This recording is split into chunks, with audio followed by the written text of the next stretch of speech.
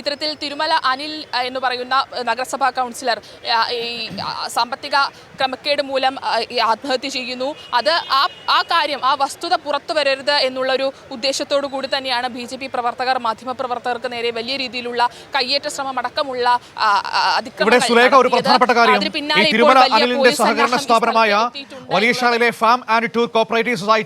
ആ സൊസൈറ്റി എങ്ങനെ സാമ്പത്തികമായി തകർന്നു, എങ്ങനെയാണ് അവിടെ പ്രതിസന്ധി ഉണ്ടായത്, ഏത് തരത്തിലാണ് അതെല്ലാം അനിലിന്റെ തലയിലേക്ക് വന്നത് എന്നതടക്കമുള്ള പ്രധാനപ്പെട്ട ചോദ്യങ്ങളുണ്ട്. ആ ചോദ്യങ്ങളുടെയൊക്കെ ഉത്തരം എന്ന് പറയുന്നത് BJP നേതാക്കളിലേക്കാണ് എത്തുക എന്ന ആശങ്കയാണോ അവരെ മാധ്യമപ്രവർത്തകരുടെ ചോദ്യങ്ങളെ ഭയപ്പെടുത്തുന്നത്?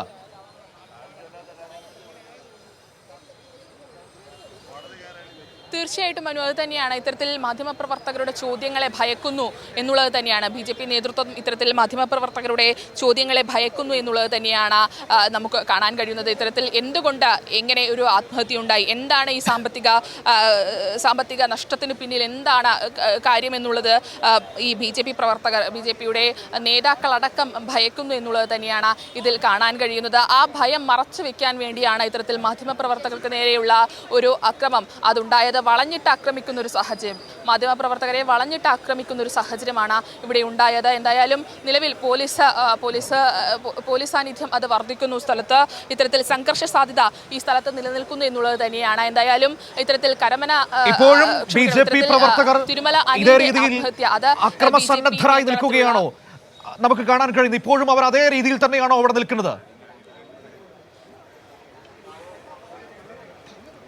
തീർച്ചയായിട്ടും മനു, അത് തന്നെയാണ്. ഇത്തരത്തിൽ നേതാക്കളടക്കം പറഞ്ഞതിന് ശേഷവും പിന്മാറാത്ത ഒരു സാഹചര്യം അത് BJP പ്രവർത്തകരുടെ ഭാഗത്ത് നിന്നുണ്ടാകുന്നു. VV രാജേഷ് അടക്കമുള്ള, കരമന ജയൻ അടക്കമുള്ള BJP നേതാക്കൾ ഈ സ്ഥലത്തുണ്ട്.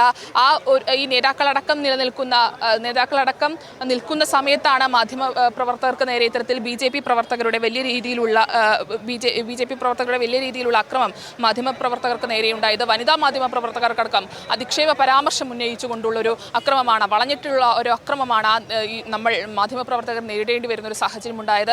നമ്മൾ ദൃശ്യങ്ങൾ നേരത്തെ കണ്ടതുപോലെ ക്യാമറ ലെൻസ് അടക്കം പൊട്ടിക്കുന്ന, ട്രൈപോഡുകളടക്കം പൊട്ടിക്കുന്ന ഒരു സാഹചര്യമുണ്ടായി. എന്തായാലും അല്പസമയത്തിനകം തന്നെ മൃതദേഹം അത് പുറത്തെടുക്കുമെന്നുള്ളത് തന്നെയാണ് നമുക്ക് മനസ്സിലാക്കാൻ കഴിയുന്നത്. ഇൻക്വസ്റ്റ് നടപടികൾ പൂർത്തിയാക്കിയതിനു ശേഷം അല്പസമയത്തിനകം തന്നെ തിരുമല അനിലിന്റെ മൃതദേഹം പുറത്തേക്കെടുക്കും.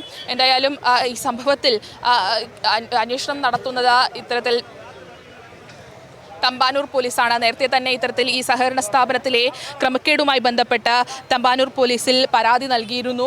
ആ പരാതി ഉന്നയിച്ചു. ഇത്തരത്തിൽ ഈ പരാതികൾ ഉയർന്ന ഘട്ടത്തിൽ പാർട്ടി തന്നെ ഒരിക്കലും സംരക്ഷിച്ചിട്ടില്ല, പാർട്ടി തനിക്ക് ആവശ്യമായ സഹായങ്ങൾ നൽകിയിട്ടില്ല എന്നതാണ് ഇത്തരത്തിൽ ഈ ആത്മഹത്യാക്കുറിപ്പിൽ തിരുമല അനിൽ പറഞ്ഞു വെച്ചത്. ആ പറഞ്ഞു വെച്ച ആത്മഹത്യാക്കുറിപ്പ് റിപ്പോർട്ട് ചെയ്യുന്ന ഘട്ടത്തിലാണ് ഇത്തരത്തിൽ മാധ്യമപ്രവർത്തകർക്ക് നേരെ വലിയ തോതിലുള്ള ഒരു അക്രമം ഉണ്ടായത്.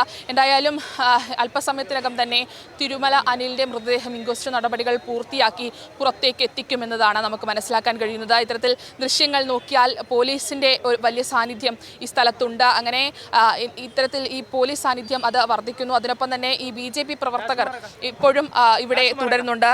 വലിയ രീതിയിൽ തന്നെ BJP പ്രവർത്തകർ അത് ഇപ്പോൾ നമുക്ക് BJPയുടെ ജില്ലാ നേതാക്കളെയൊക്കെ കാണാൻ കഴിഞ്ഞല്ലോ.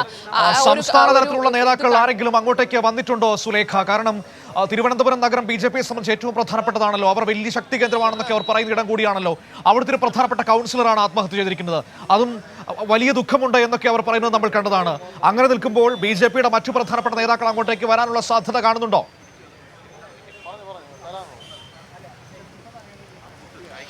മനു, എന്തായാലും മറ്റ് നേതാക്കൾ എത്തും എന്നുള്ള കാര്യത്തിൽ നമുക്ക് ഉറപ്പില്ല. പക്ഷേ VV രാജേഷ് അടക്കമുള്ള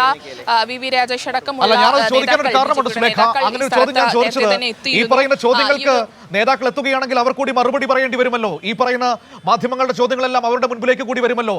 അത് ഫേസ് ചെയ്യാൻ ഏതെങ്കിലും നേതാക്കൾ അങ്ങോട്ടേക്ക് തൽക്കാലത്തേക്ക് എത്തുമോ എന്നതാണ് ഞാൻ ചോദിച്ചതിന്റെ ഉദ്ദേശം എന്ന് പറയുന്നത്. മനു, നമുക്ക് എന്തായാലും വി രാജേഷ് അടക്കമുള്ള നേതാക്കൾ, BJPയുടെ നേതാക്കൾ ഈ സ്ഥലത്തുണ്ട്. മറ്റ് നേതാക്കൾ എത്തിയാൽ നമുക്ക് ഇതിന് ചോദ്യങ്ങൾ ഉന്നയിച്ചേ പറ്റൂ. ഇത്തരത്തിൽ നേതാക്കളുടെ അറിവോടുകൂടിയാണോ ഇത്തരത്തിലുള്ള അക്രമം നടത്തിയത് എന്നുള്ള ചോദ്യം അത് നമുക്ക് ചോദിച്ചേ മതിയാകൂ എന്നുള്ളത് തന്നെയാണ്. എന്തായാലും വി രാജേഷ് അടക്കമുള്ള ആളുകൾ, അതിനൊപ്പം തന്നെ BJPയുടെ ജില്ലാ നേതാക്കൾ, കരമന ജയൻ അടക്കമുള്ള ജില്ലാ നേതാക്കൾ ആ സ്ഥലത്തുണ്ട്. കരമന ജയനാണ് നേരത്തെ മാധ്യമപ്രവർത്തകരോട് മറുപടിയില്ലാതെ ഒഴിഞ്ഞു മാറിയ ഒരു സാഹചര്യം ഉണ്ടായത്. ഇത്തരത്തിൽ ഈ മാധ്യമപ്രവർത്തകരെ ആക്രമിച്ചത് ഇത് BJPയുടെ അറിവോടുകൂടിയാണോ എന്നുള്ള ചോദ്യത്തിന് മറുപടിയില്ലാതെ ഒഴിഞ്ഞു മാറുന്ന ഒരു സാഹചര്യമാണ് ഉണ്ടായത്.